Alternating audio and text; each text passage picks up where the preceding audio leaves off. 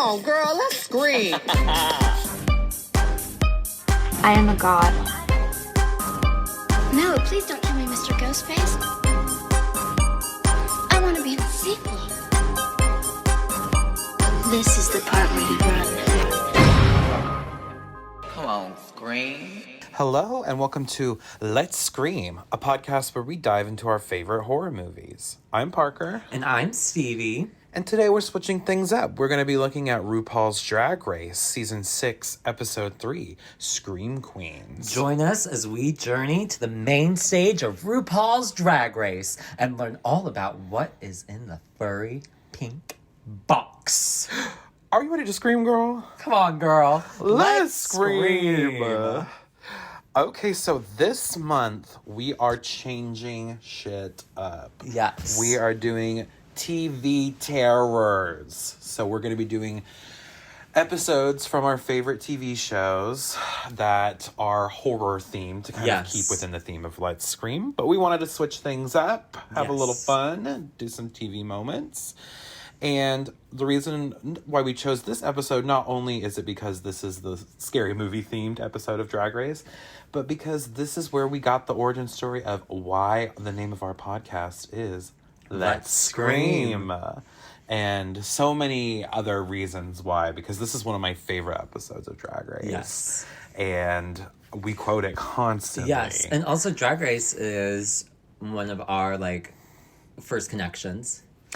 Oh, yeah. When we were friends. Go listen to our first ever episode of Moments of Clarity, our spinoff podcast. Yes. Where we talk about, how we became friends and how drag played a huge part in that. Yeah. So, season 6, I think, is a great season. Probably one of the best, if not the best season of Drag Race. I think it's up there with, 5 and 6. Yeah, 5 and 6 are great. I love 4. And I love all the early seasons. All the early. 1 through 6, I really do love. And I like 7, but there's also things I don't. I just love all the queens on season 7, but there's things about season 7 I don't like. Because season 7 was when they switched over to, VH1, I think. They went from Logo to VH1. I don't think so. No, 7 was still Logo. Oh, maybe not. I'm pretty sure 8 was Logo. It was All Stars 2 was the first VH1.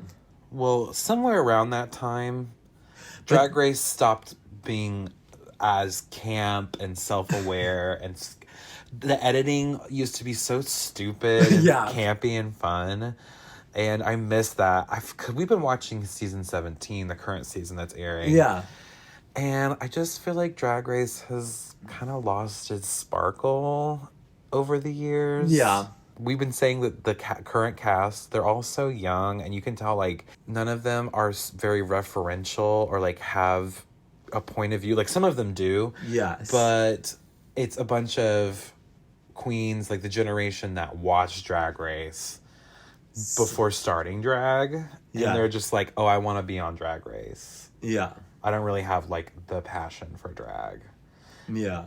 And so a lot of them sound like AI characters. Yeah. You think they sound like Queen of the Tooniverse. Queen of the Tooniverse. And this is not us reading the cast, because I actually do really like this cast. But I feel like the show relies so much on the cast now.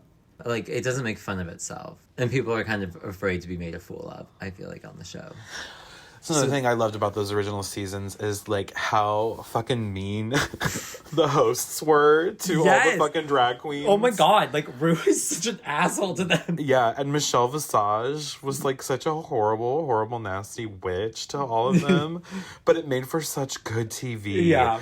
Some of my favorite moments are, her just treating these queens like dumbasses. And it shouldn't be funny. That should make me, I don't know, mad or feel bad for the queens. But something about it, the TV that it made. It's just kind of those two bullying them. Being bullied. Which, it's kind of funny to me. I know that that's bad. And now I feel like the show tries to lift the queens up more and make them more of the focus point. But part of me does kind of miss when it was just making them all look like assholes. Yeah. You know what I mean? And also yeah. Well, I wanted to play a game before we started the episode. Okay. Where I give you, because we wanted to go through the cast and just kind of like set up the cast of season 6 for anyone who maybe has never seen an episode of Drag Race or know any of these drag queens. Because this is the 3rd episode in the season. Yeah. So queens have already sashayed away. Right. So I'm going to give you a queen. And you're going to give me the first word that comes to your mind. Oh, okay. Okay, Adore Delano. Hemlines. Okay. April Carrion. Boyish. Ben de la Creme. Annoying. Okay, Bianca Del Rio. Clown. Wow, that was fast. Courtney Act. Australian. Darian Lake. I more have a quote for that one. Say it. There's room for everyone. Let's just say that. Okay, Gia Gunn. Fresh tilapia. Fresh tilapia. Jocelyn Fox. Kelly Mantle. Amazing. Laganja. Vagina. Vagina. Magnolia Crawford. Swordfish. She looks like a fucking swordfish with that nose. Milk. Scat. Ew. And can you explain why? Because I never saw it, but it was going around that Milk did porn with Diego Sands, who's transphobic, and Milk did not clean out. Ew. Okay, moving on. Trinity K. Bonet. Fashion. Yeah. Because I think she has some of the best fashion this season. Vivacious. Ornacia. Can you explain what Ornacia is? Ornacia is the styrofoam head that Vivacious wore when she came in for her entrance look. She's a club kid, and so she's very, like, her looks are very avant-garde and very twisted and very eccentric. Okay. Well, that was fun. I just wanted to kind of, like, introduce all the queens. So, this episode starts out with the episode 2 queens meeting the episode 1 queen. Yes, because there was split premiere. It was a split premiere where only 6 queens entered.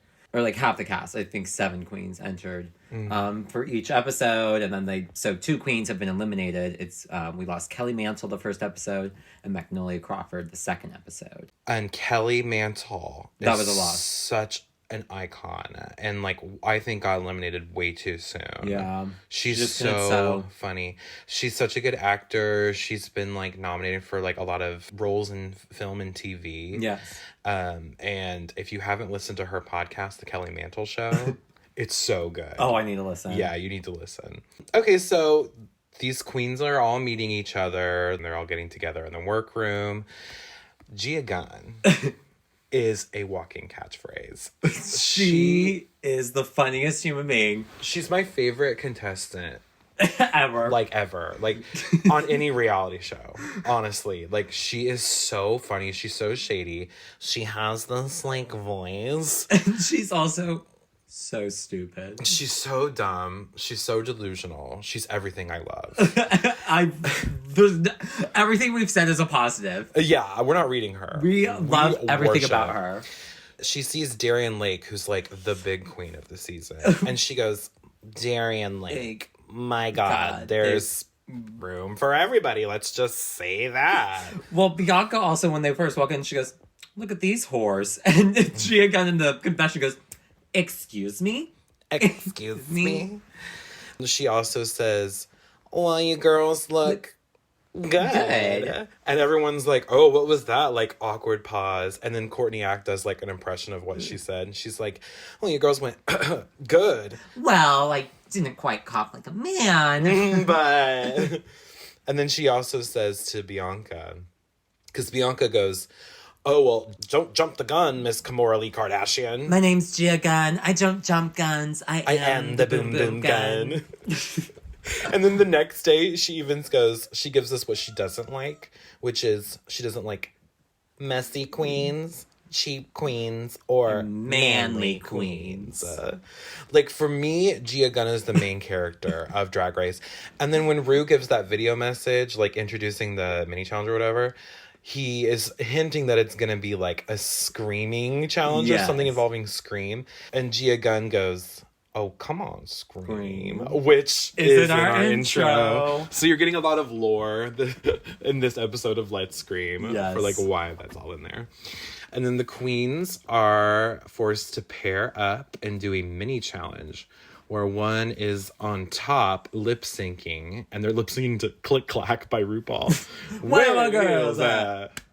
Make your heels clack. And then the other queen is like doing the leg motion. So they look like one person, but they're all like discombobulated. Some highlights from this I thought were Laganja, who she can do legs overhead like a pretzel. And she can like move her legs all crazy. Yes. And then Adore, I just thought was camping it up in her like lip sync and doing like manic energy. And then also Darian Lake and has... Pendulum. Yeah, because Darian Lake has like, you know, big, thick thighs. She's a big girl. She's the big girl. And then like with Ben on top, it looks like two different... Like, you put, like, the head of, like, Barbie on top of, like, a Cabbage Patch or something. Yes. It was really funny, the, like, juxtaposition of them. And it turns out that Milk and Adore win the challenge and become team captains. Yes. And RuPaul says that the main challenge will be a horror movie acting challenge. And they split up into teams. They have to pick. And it's going to be, one is the original and one is a remake. So one group will be the 60s group and one group will be the 80s group. 80s, yeah. And it's Drag Race Me to Hell, which is a play on Drag Me to Hell. And Milk and Adore pick their teams. Laganja gets picked. And she gives us the line that inspired the title of our show. Yeah. She says, oh, come on, girl. Let's scream. And we always would say that. Like, I don't, like, even when we were, like, just going to the grocery store, you and I would look at each other and be like, come on, girl, let's scream. So that's where it comes from. And then they basically just pick the groups that they spent the first episode with. Yeah, like, it's literally the exact same group. The exact same group. Which is so funny. And sadly, Vivacious is picked last. Uh-oh. Which is fucked up. They go through the scripts and they cast their parts. And Adore just hands them out willy-nilly. She's like, you get this, you get that, you get this one, you get that one. And then Vivacious is trying to, like... vocalize, like, I want this role. But she kind of says it quiet. And, like, Adore's the kind of bitch where, like, if you're not telling her directly, like, what you want, she's either not gonna listen or not hear you because she's so caught up in her own shit. Like, Vivacious is like, well, I would want to be the old lady role. And she goes, okay, well, you're going to be the scary head in the box. You want to be head in the box? That's how she said it. Yeah. She just asked it, you want to be head in the box? No. Yeah. Okay. And then the same thing happens to April, who says she doesn't want to be Butch. She's like kind of being like, oh, I really don't want to play the Butch character. And Adore's like, okay, well, you're going to play the Butch girl. And it all just plays out like her. She's not even listening to what people want. Yeah. And then Gia, they're reading the script. She doesn't know what a DeLorean is. And she goes, what's a DeLorean? And Ben de la Creme is like, it's an old, like, it's a DeLorean. car. It's an 80s car. And Gia in her confessional says, I have no idea what a DeLorean is. For all I know, it's some fucking ancient dildo or something. I don't know. I love everything about her. And Milk's team is going way smoother than their team. They're rehearsing. Darian takes the head in the box role, even though no one wants it. And she's determined to make the most of it. She's like, no one else is like seeing the potential of comedy in this script for that role. But see your face. Like, I'd be like, oh, I get to sit in a box? Bitch, give me that one. Right, I'd only have to do like my makeup and not pad and all that shit. Yeah. Trinity K. Bonet calls herself the acting virgin, and she's very insecure in her acting abilities. She also gets a little offended when Bianca suggests that she should give her character some, like, more characterization. And she's like, well, girl, just kind of play it like sassy black ghetto. And Trinity thinks that that's, like, stereotyping her. Yeah. Which I, like, see the argument in that, I see that, but I think what they were also going for was, like, I think Trinity was overthinking it too much. And it's like, girl, just say it how you would say it. And the way the character is written, she's saying lines that are, like, kind of AAVE. Like, girl, that's what you're supposed to do. Yeah, girl, that's how it's written. Like, I think Bianca was trying to, like, actually help her. Yeah. But Trinity K. Bonet is the whole season dealing with just insecurities, I think. It's like a confidence thing with her. And she has like moments later where she rises above that. Yes. And I will say her runways are some of my favorites. So she has some of the best runways. Yeah. She's great. So Milk's team films their scene, directed loosely, we put that in quotes, by RuPaul and Michelle. Courtney and Bianca are very professional. They knock their scene out of the park in the first take. Yep. Impressing Ru. They get blood thrown on them. And they're doing like British accents or something. Yeah, that's kind of fun. Your feminine physique. Yeah, they're kind of like doing Cockney voices. Yeah. Jocelyn makes the really funny choice to say the word gasp instead of gasping. Gasp. And they love it. It's great. But Ru has to do several takes for Trinity K. Bonet. Because she keeps, like, turning away. There's one of my favorite lines is, like, Trinity, why do you keep turning your back to the camera? That was, like, my character being sassy together. Well, be sassy together towards the camera. To the camera. And Ru literally has to get up and, like, show her, like, face the camera. See, this is what you're doing. You're looking so-and-so and so-and-so, and then you're turning around and so-and-so and so-and-so. It's kind of crazy. And she knows, like, when RuPaul has to... She gets kind of shook. And I'm like, I get why she got kind of stressed if at that RuPaul point. has to get up out of his chair, which he never gets up out of, he's always, like, just, like, sitting there chilling. Like, making fun of them. But Ru was actually at that point pissed. She had to get up and show her. It was kind of bad, yeah. And Darian camps it up as the head in the box role. Even though it's a small role, she, like, steals the scene, and Ru's living for her. Then Adora's scene goes. And she... this is... They look so dumb when they come out, first of all. Like, they look so excited, like they're gonna do good. Meanwhile, they all, did not like, rehearse. really look the part. They all look like 80s. They're in their, like, 80s bimbo outfits, yeah. And Adora says, she's like, oh, I feel confident, yeah. I'm a good leader. I'm a Libra. And April and Laganja go first. And April is struggling to play, like, a butch lesbian character. And that's when she asks Michelle for advice. She's like, well, do you think I'm being too boyish?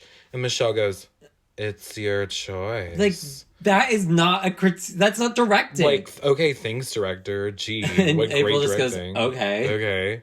Laganja, though, she made a bold choice, too. She's doing a Swedish accent, which is wild. She's like, let's get physical. And I'm like, okay, yeah. Like, when in doubt, go Swedish, I guess. It works. That's just so stupid. She's like, I can't do Australian. No. Courtney. Let's get physical. Me when I'm Olivia Newton-John. Let's get physical. Me when I'm Dua Lipa. Let's get physical. And then Gia's part fucking kills me. My God. Heather, are you there? Oh, my new cell phone. Gia, you forgot to say duh. That, like, really great, like, she's like, give it the 80s flair. Like, duh. It's my new cell phone. And Gia, like, blank face is like, okay.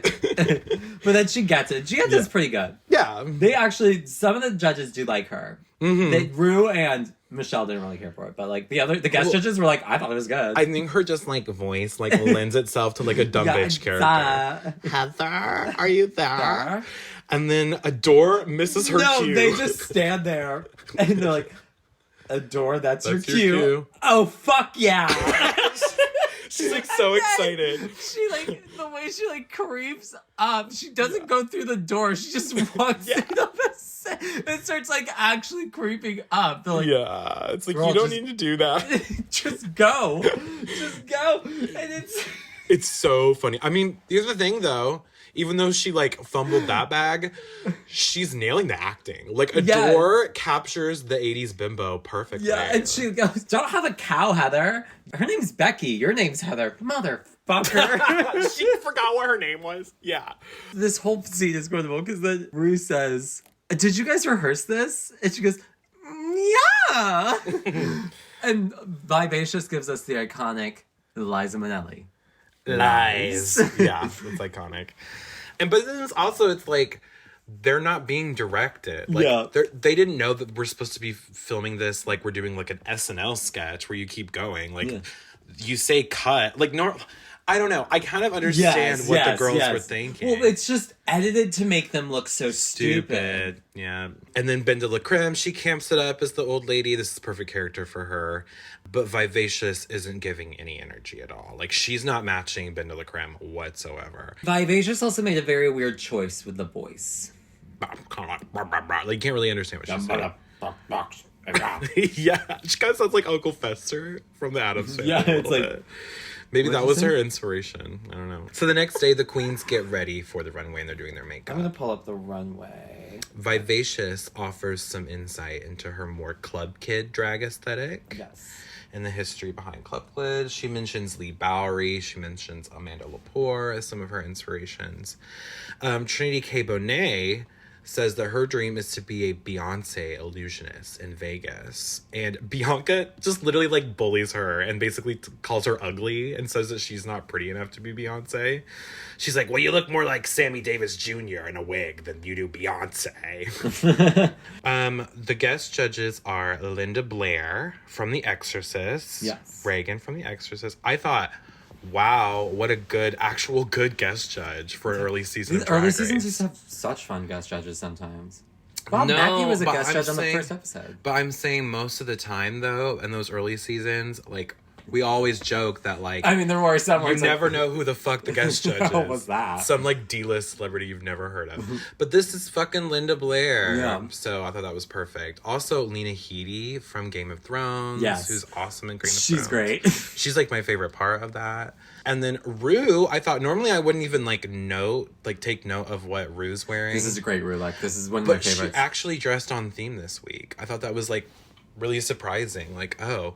And I know Matthew Anderson was doing Rue's hair and makeup, and like and Zaldi was still doing the dresses at the time, but like this was the best that RuPaul ever looked, this era of RuPaul. Yes, I think she looks like bad now. Like, sometimes it's a huge mess. most of the time, like, we're watching current Drag Race and I'm like, these queens that are competing are eating her up, and it's kind of sad. Looks are not memorable, or they're just like, sometimes they're just bad. But she's wearing, in this episode, she's wearing this cool, like, first it's like a silvery gray wig, which she never wears. Yeah. But it has this black root and it actually looks really good on her. It looks so beautiful on her. And then the dress is like a black gown, but it has like a red, almost like bloody, like accoutrement on it. And that makes it look like really... She looks so vampy. Vampy, and it really fits the challenge. Yeah, I was like actually impressed with what she wears on this episode.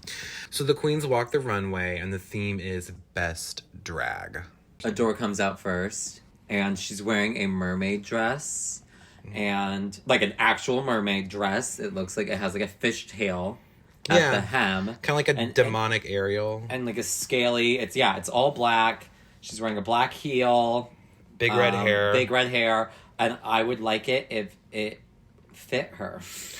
And that's when you said hemlines earlier, that was your, like, name a word for Adore. Yeah. It's because her hemlines are always so short. It's always like, and it's also because she would wear platforms, and then you just see the platform. So it's like, girl, either get a flat heel. Her shit didn't, like, never fit her. It was always if she wore this with a flatter heel, it would have looked so much better. But her makeup looks amazing. Her makeup always She's looks amazing. so beautiful. I love this concept of, like, you know, evil Ariel. I'm kind of into that. And I will say this, Michelle reads her for not being cinched. I don't think she needed it for this look. She looks fine. Yeah, Michelle was always fat-shaming Adore. I do think there is another dress she wears that, like, I'm like, yeah, because that dress it's the next episode's dress, which is, I'll just show you, it's that one. I'm like, yeah, she needed a little bit of a cinch there. It just did. But this dress did not need to be cinched. No. I think she looks great. And like, I don't think it was necessary. Like, if she did it, I wouldn't be mad. But like, I don't think it was necessary for this dress. Well, that's another thing about Drag Race back in the day, is that it was so fat phobic. Oh, and like, if you didn't look like unless you were the big girl, you could only have weight on you if you were the big girl. Like the one big girl that they allowed to have every season. But everyone else, it was like, why aren't you cinched?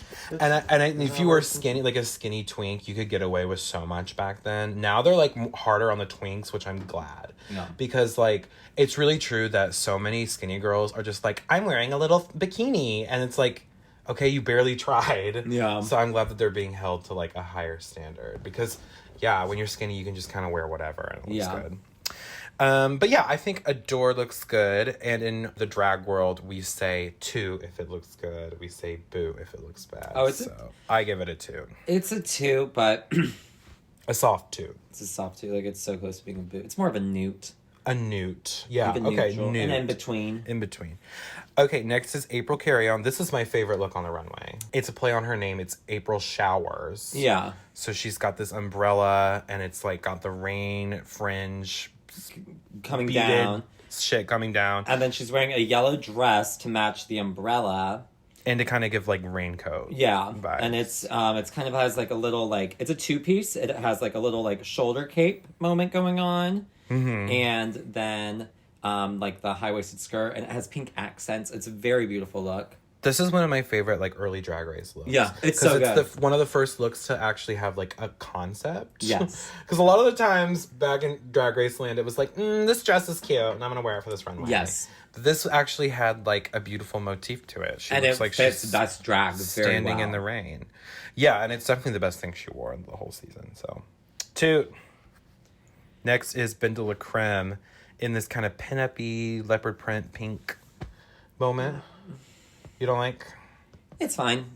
It's very her. It's just like simple. It's Signature nothing. It doesn't her. wow me. It's like it looks good. But If does I saw it a give bitch- best drag? for best drag? No, she wore much better things. There's no way this is best drag.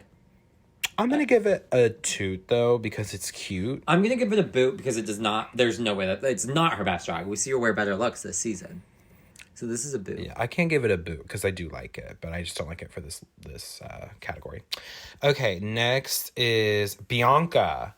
Bianca's wearing a Bianca Dress. outfit. Yeah, Bianca is famous for. If you don't know, Bianca is the winner of this season. We both barely talked about Bianca this whole episode. She's not really in it. She's one of my all-time favorite queens. She's very quiet this episode. Yeah, it's not like really a Bianca focused episode, other than when she told Trinity that she looked like Sammy Davis Jr. in a wig. But yeah, she kind of just wears column gowns every episode, but like they're always cunty. She always has like a fun like headpiece to go with whatever Yeah, theme this it one is. she has these cool like sequin like shoulder she's got moment, like a collar, shoulder like a giant collar. Yeah. And it matches, like she has little cuffs and then she has a little feather hat. I don't think it's her best drag. It's not her best drag. But I do think that it's that same level of like opulent that Bianca's always delivering. Like Bianca, here's the thing with Bianca. It's always gonna look good. It's always gonna look good. It's not always gonna wow you, but it's always gonna look good. She's very polished and she knows what her thing is. So Caught in the act. yeah, Courtney I think looks beautiful. She's wearing this Australian flag print dress that has this beautiful like tulle motif on the bottom that's like rainbow, so it kind of gives like gay pride. It's just very, very well done. I think Courtney has some of the best looks this season. Yes. I've always loved her. I think she is just beautiful. Yes. And so talented. Like Yes. that episode where they sing, oh my god, like her voice blows She's me amazing. away. So yeah, Toot. It's very like if Barbie did like An Australian look. Yeah. 2, absolutely. Now we get Miss Darian Lake. My God, there's room for everybody. I Let's guess. just say that. I don't like this look, but I don't like a lot of Darian's looks. I don't like it either.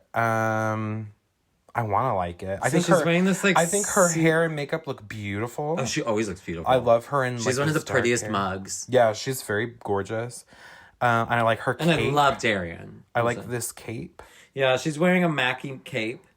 So it's like the one that has like the poles in it. You see a lot of drag queens wear them. They're kind of one of those things though that I'm at this point where I'm like, they've been done for so long. It's kind of tired now, but at this point in Drag Race, I liked it. Yeah, And then she's the wearing this dress is just chintzy. It's just like a silver dress, and it's just, and she's wearing this just black strappy strap. black heel. It's sorry. It's a boot. It's a boot. Moving on. Okay. Gia Gunn. Okay. First of all, I did know for this Gia look that she goes down. She goes, "I'm feeling my headpiece because it's real different." Yeah, this is a 2. Like She she looks wearing like this bodysuit that has green and purple stripes, and then she's wearing this like tentacle headpiece. like That octopus, matches but it. make it fashion. Yeah, like octopus tentacle headpiece. I fucking love it. But it also like fully like wraps up her whole face. So it's like, or like the She's like, looking her a little hair on the stiff. back. Yeah, she's looking a little stiff. It's such. But the way she sold it on the runway, she was like duck walking down the runway. I was living for it. It's so funny. Also, these shoes, these little like spiky studded like boot scoots that she's wearing. That's so Madonna, Rebel Heart era. Bitch, I'm Madonna. Yes, Very Madonna. it's a shoot. It's a shoot for me. Yeah, it's a shoot. Jocelyn Fox. I like this. I don't like this Jocelyn look. No. I like this. It's a cute little like gold dress that's like draped over one shoulder, and then like one of the sleeves is like tailored, the other one is like just draped over. Yeah, it looks one of those like half and half dresses. Yeah. I don't like it, and I'll tell you why. Because this is not her best drag. This is so cheap looking. That's fair. That's not the category is best drag. That's fair. It does look very like pedestrian. Well, it gives, you know what it gives me? It gives me like housewife. Yeah, it does give me like Real Housewife bitch. Yeah, like a Real Housewife would wear this nowadays. It's fine. I don't like hate it, but it's not a two. It's a boot. Okay, Laganja, Strange's next. I just like got hit by it. I like swiped over and I saw it and it like overloaded my eyes. It's a lot. It's a lot. It's a lot. It's just like her. Like I feel like that's the thing about her is that her runways emulated who she was as a queen at that time. Has this like Betty Boop makeup going on, which it looks very beautiful. Like it's a 20s makeup look. She looks pretty. She has finger wave hair. It looks gorgeous on her. She kind of looks like Lady Gaga in the face. Yeah, and she's wearing this beautiful pink dress, and it has this like floral collar that matches floral sleeves and the little floral like mermaid. It kind of like flares out like around like halfway, like a little under the knee, and it has that floral print, and it's all pink. But then it has this weird white train that I think should have been taken off. And then she's also wearing a butterfly headpiece. But it's not just like a little clip. No, hold on. Like, she says, I'm giving Madame Butterfly tonight, Mama. And it doesn't match because it's orange. So I think if she had cut the skirt, or not the skirt, the hemline of the dress, and got rid of that white part at the bottom and just not done the headpiece, it would have been such a perfect look. But it's so much No, I don't like the dress, Diva. You don't? That. I don't like the pattern on it. That's fair. I do like. I think I love the silhouette, but I think it works with like the makeup she was doing. But the butterflies. I actually love her hair and makeup, and I like the headpiece, but for a different outfit. And then I just think this dress is diabolical. It's like 5 different dresses wrapped up in one, Diva. I don't know. It's a boot for me. It's a lot. I mean, it is a boot. There's just too much going on. But I like aspects of it. Yeah. I think we just like different aspects. I do like the headpiece, but it does not go with the outfit. Exactly. Yeah. I think the outfit could be done better. It's just there's parts of it that are bad. But what I was trying to say earlier is that her drag emulates her, which she was a lot.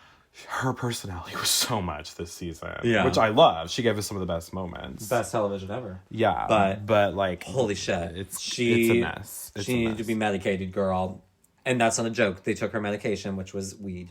Yeah, and then they would give Adore weed, which that's a thing. We won't brush on that too much, but there have been so much behind the scenes information leaked about how they create Drag Race and how it's like literal psychological warfare, and the producers like emotionally manipulate all these queens. And they still do it. Yeah, they still fucking do it.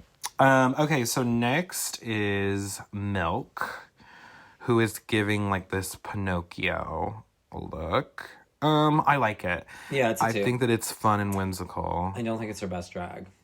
I don't think it's her best drag. That's what I feel like with a lot of these girls. I feel like they were like, best drag this early? I'm not using my best drag. I'm not going to use it at first. Or this was also an era of Drag Race where the producers would either switch up what the runway theme was supposed to be last minute, or like wouldn't tell them exactly what it was supposed to be.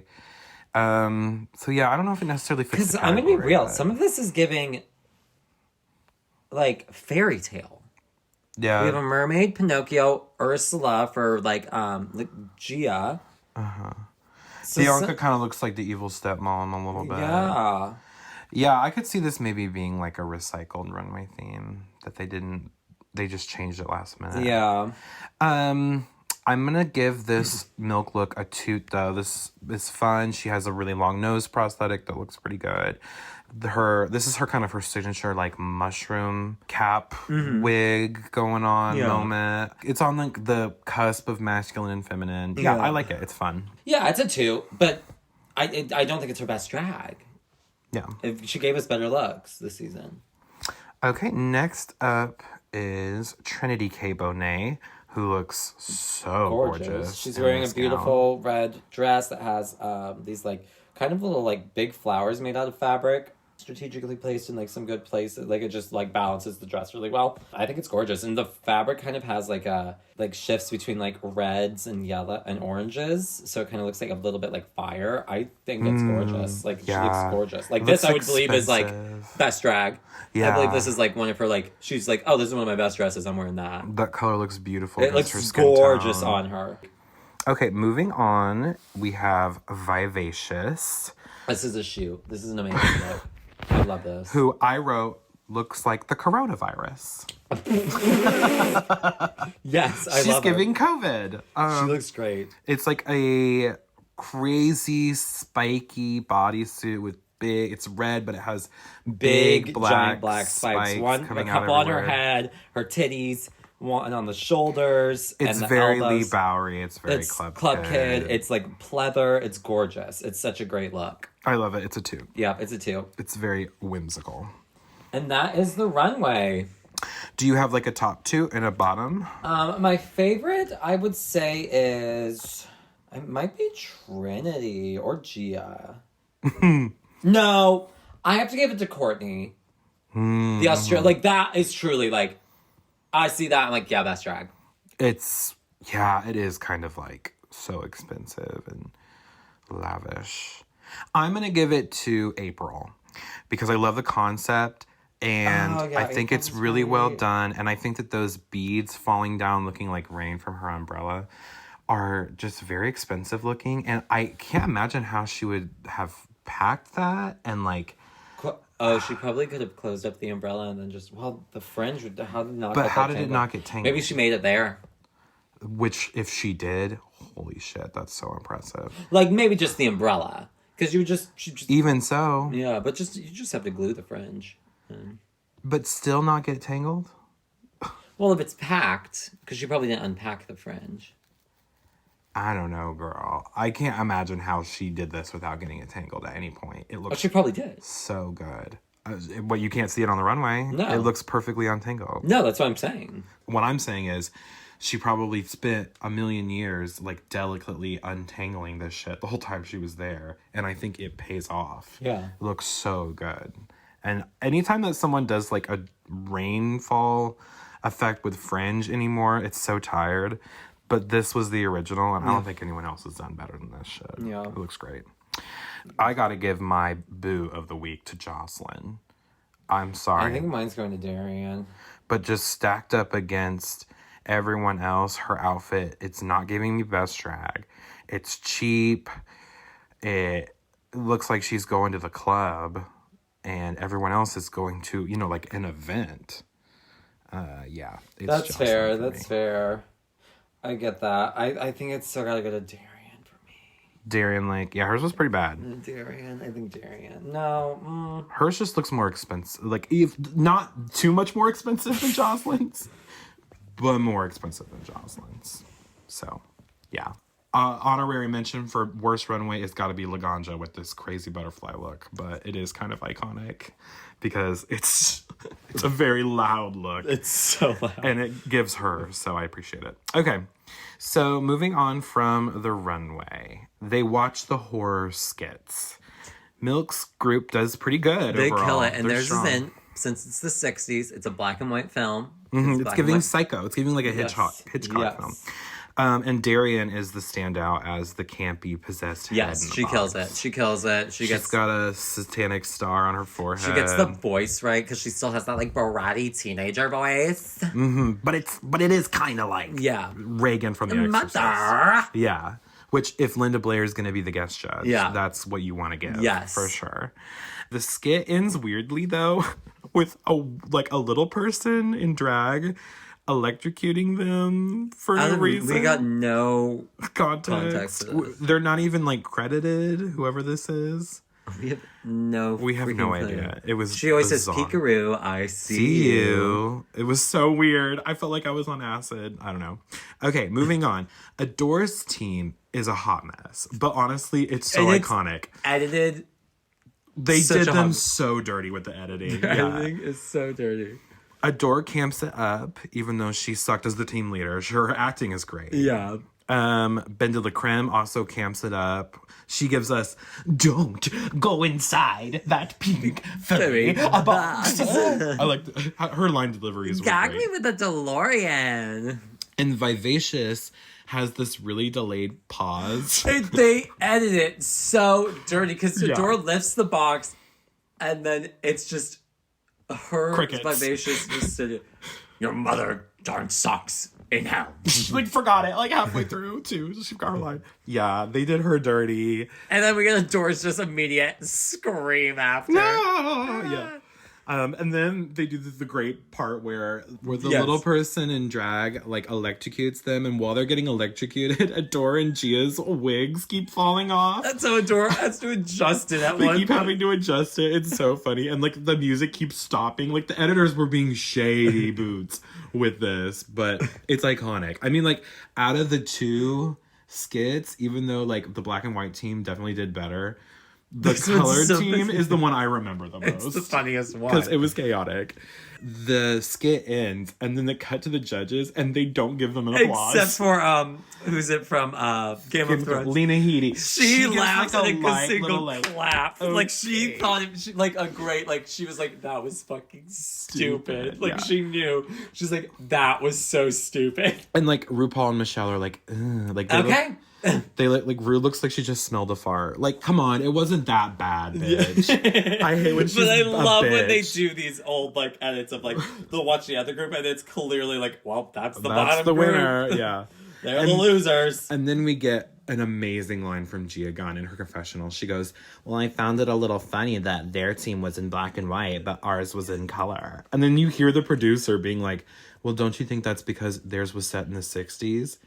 And she gives a 5-second pause. You see it like a process in her mind.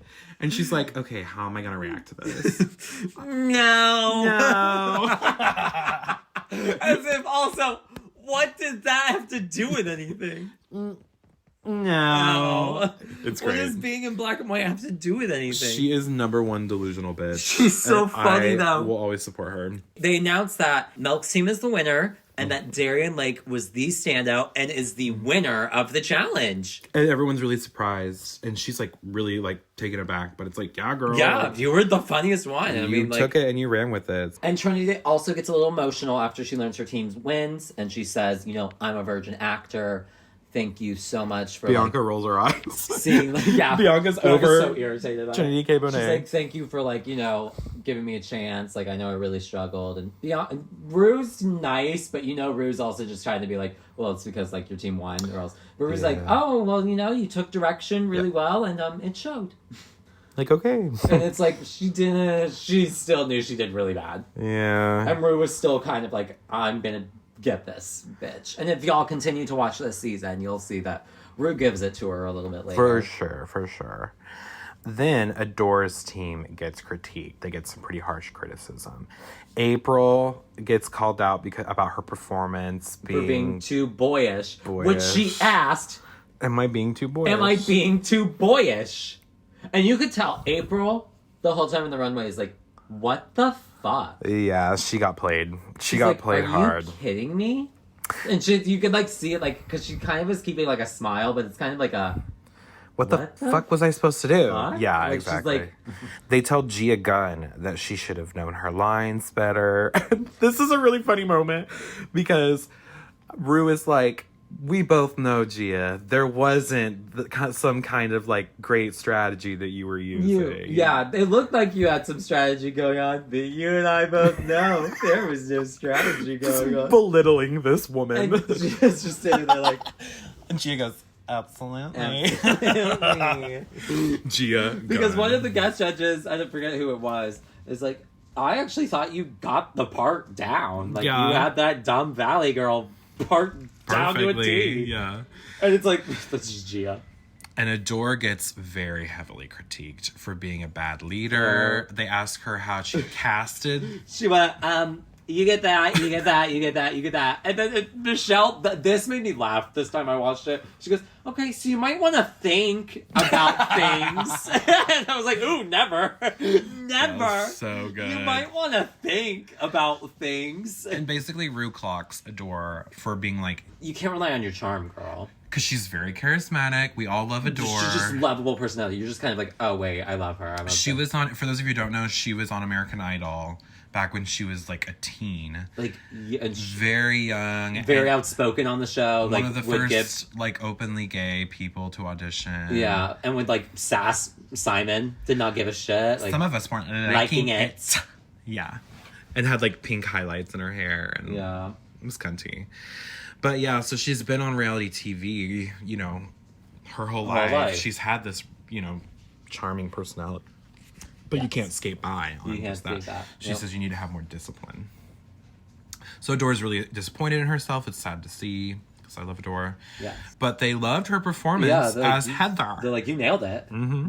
Yeah. Vivacious also gets super harsh criticism for her low energy performance. They love her look. Michelle talks about how she and Rue grew up with the club kid look, so they respect it. She's like, I appreciate what you're bringing, which I love that Michelle said that, because it's the kind of look where you would think maybe Michelle is not going to like it because it's so different and it's not really giving like the drag we expect. But she's like, no, I love this. She's like, I don't hate this drag. I love this. I know. I thought that was nice too, because when Michelle critiques an outfit, she's so mean about it. Sometimes she's really mean. It's like, fuck you, bitch. Yeah. I kind of hate so Michelle. I'm glad she's like, so I appreciate. She says she appreciates what Vivacious is doing. Yeah. Vivacious is bringing a type of culture that we weren't really seeing too much on Drag Race. Yeah, and I appreciate her for that. But sadly, after the judges' deliberation, it is announced that Vivacious and April are declared the bottom two, and they have to lip sync to Shake It Up, the theme song to the Disney show, Shake It Up, because RuPaul is famously obsessed with this show. I was wondering why she was so into it. Like, first of all, she like watched it while she was like on vacation somewhere, and she just became obsessed with it. She said that is so funny because like I had never heard this song before this lip sync. Now it kind of became viral on TikTok. Like it had its like make a scene, nobody can ignore. But like back in the day, I was like, what the fuck is this song? And then Rue knows everyone. Like you keep cutting your Rue sitting behind the judges panel, and she's like lip syncing along, like getting her life. It was so stupid. And I think this is a pretty, like, okay lip sync, pretty mediocre. But April does, like, know the words more confidently, I think, than Vivacious. And she has a little bit more energy, and she kind of edges out Vivacious. Also, to be fair, these girls probably heard this song for the first time ever for this lip sync. Right. I'd be like, shake it up. What the fuck? Selena Gomez? I've never heard this song. As far as I know, it's not on any of her albums either. Like, it never... So I think it was just, like, the theme song. So I'm like, how did they get the rights to this? I don't know. Well, because it's the Shake It Up theme song. Zendaya was on that show, so... And was it Bella Thorne? Bella Thorne. Yeah, I never watched that. I was like past my time. Yeah, I never watched that. I wasn't watching Disney Channel shows when that came out. But yeah, sadly, Vivacious mother is told to sashay away, and April is saved. Vivacious, like, gives her exit speech. She defends her style of drag as being her way of preserving the history of the queer community and where we've come from. And she leaves very gracefully. And then Rue does, you know, the you can't let me that shit. And they, like, dance. I wanna dance. I wanna dance. I don't even know if that was the song this season. I think it was. And then, yeah, episode's over. Yep. And that is RuPaul's Scream Queens episode. And that's Scream Queens. And that is one of 2 horror-themed episodes from Drag Race. What's the other one? The Monster Ball episode from season 11. I don't remember that. Mm-hmm. Well, maybe we can do that again sometime down the line. That one's all based on looks, so that would probably have to be a visual one. Oh, yeah, maybe. Okay, yeah. So this was really fun. I love talking about Drag Race. Yeah. So let us know if you like that and if you'd like us to review more RuPaul's Drag Race. we've thought about doing like a RuPaul's recap show, but there's so many. It's oversaturated. It's so oversaturated right now. The market is flooded with Drag Race review shows. But hey, we'll do it if there's a demand for it. Yeah. Next week, we will be returning with another episode from a TV show that is horror themed. We won't give it away now. Nope. But okay, yeah. That's all I have to say about RuPaul's Drag Race. I have nothing else to say. It's just a great season. The whole season, keep watching it if you don't want to just watch this episode. The whole season's great. It's great. It's like probably, I'd say overall the best season of Drag Race. That and 5. Those are my favorites. Yeah, 5 and I think 5 is so much funnier with editing though. But this one's great too. Mm-hmm. So yeah, thank you so much for joining us today on Let's Scream. We hope you had fun with us at the main stage of RuPaul's Drag Race. Please remember to follow the pod, like the pod, and leave a glowing review of the pod, of course. You can also send us requests for future episodes as far as what movies you want us to do, or episodes of TV, since we're doing that now too. You can follow me at Parker_Will_C on Instagram. And you can follow me at Stevie Nash 95 on Instagram. And we are at Let's Scream Pod on all social medias. So until next time, this has been Let's Scream. Bye.